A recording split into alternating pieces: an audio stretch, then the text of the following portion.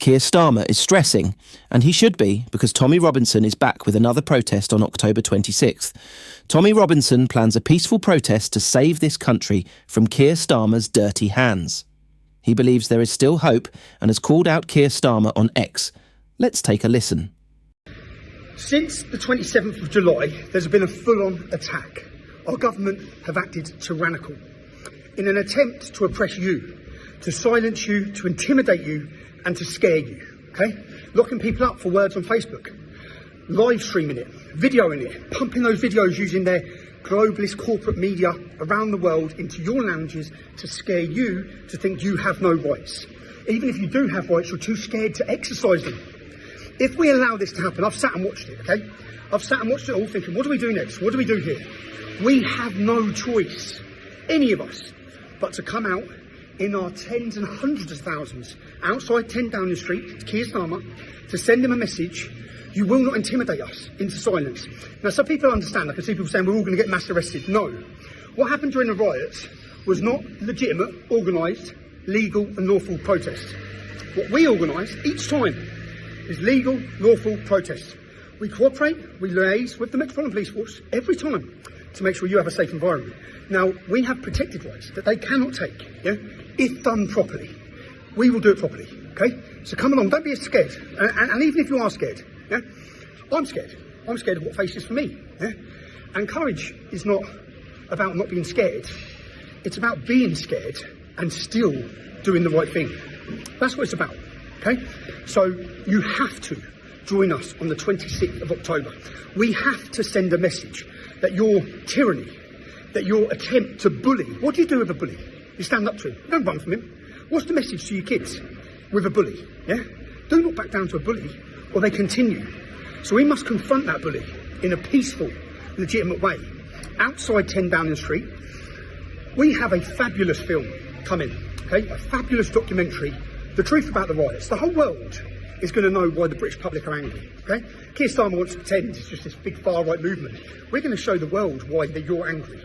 We're going to link it to the migrants and their crime wave of rape throughout our great, beautiful nation. English women being targeted in every single town and city. I'm going to prove it to you, okay? So what I'm asking you is, this is the most important day. If you're scared, I get it, yeah? We have rights. If we allow them, it's like January 6th in the United States. What they've attempted to do over the last month is scare you into even speaking. Scare you into coming out on the streets. We have to, they're going to watch what happens on the 26th of October. We need them sitting there thinking, fuck, that didn't work. No, it didn't work. We got more friends and we come back stronger, okay? And we will also show and humiliate them in our behaviour, yeah? They wanted to deem us as thugs, as hooligans, as knuckle draggers. We are the British public, whether you like it or not, Keir, okay? We're the British public. And we're not going to be silent, as we keep telling you. We want our country back from communist, tyrannical bastards like you, okay? If you're pissed off and you're upset about them taking the winter fuel allowance from our old age pensioners and housing migrants continually, okay, and pretending that your legitimate concerns are those of the far right, join us. If you're frustrated, do you know, and the message is, I'll go jail, yeah? People are going to go jail. Unfortunately, people have to go jail for us to win this battle. And I wanted to argue with my contempt of court case that it's not in the public's interest to send me to prison. It is in the public's interest if they send me to prison. Because that's part of the awakening. It's part of the exposure. It's part of the public realising what we live under, okay?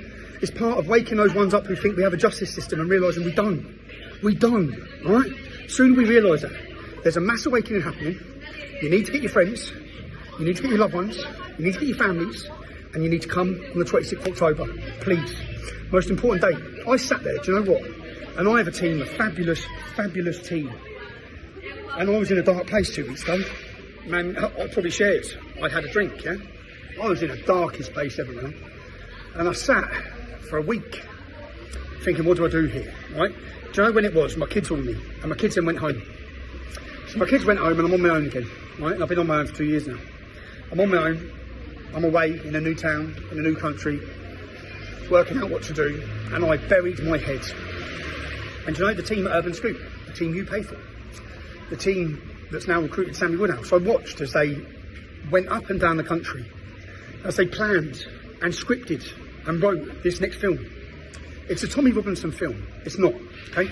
It's an Urban Scoop production by you, for you, giving a voice to the families of the men who have been kidnapped by the British state who are political prisoners, to the families of those men who are sitting in prisons getting beaten violently. I know how you feel.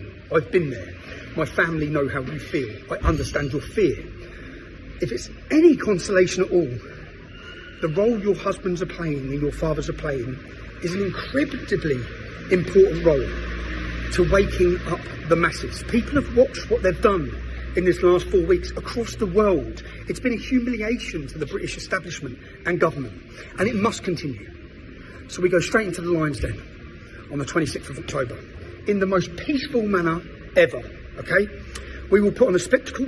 You will see a fabulous documentary proving to the world why you're angry, proving why those men come out in every town and city, okay? We're going to prove it to everyone. It was legitimate anger at the betrayal of our nation. 6 minutes, 7 seconds so far. I'm sorry, yeah? Please, if you've stood with me before, stand with us again. This is the most important day for us. If we allow the British public to be intimidated from exercising their democratic rights to peacefully protest, we've lost. We've lost already, okay? They're coming for our speech. They're coming for our freedom. What do you do with a bully? You confront them. 26th October, we confront them outside 10 Downing Street. Make your plans, be there. Love you all right? And don't worry, I'll be there. Don't listen to the bullshit, okay? They're going to mass arrest us. No, they're not. We're going to work with the police. There's a very big difference to what we put on each time, which we'll do again, and what happened over those days. And they used certain circumstances, as they do. If you don't liaise with them, they can bring in new powers. We're liaising with them. We're working with them. We want it to be peaceful for you. Join us, man. 26th October. The fight is on. No one said it was going to be easy, did they? Yeah? It's not going to be easy, but we're fighting. Recent revelation that Keir Starmer's Labour Party is considering plans to axe winter fuel payments for millions of elderly Brits is not only irresponsible but potentially catastrophic.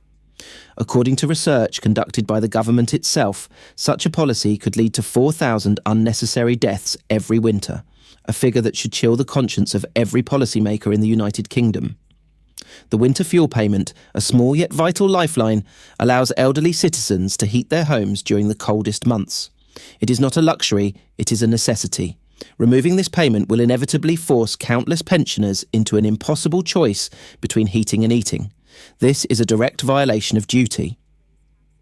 The government has a legal duty, under various national and international human rights frameworks, to protect the lives and well-being of its citizens.